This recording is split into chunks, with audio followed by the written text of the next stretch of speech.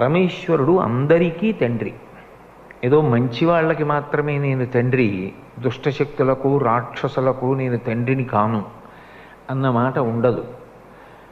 కర్మ ఫలితాన్ని ఇచ్చేటప్పుడు భయంకరమైనటువంటి విషయాలు, దుఃఖంతో కూడుకున్నటువంటి విషయాన్ని కూడా ఫలితంగా ఇచ్చేవాడు కూడా పరమేశ్వరుడే.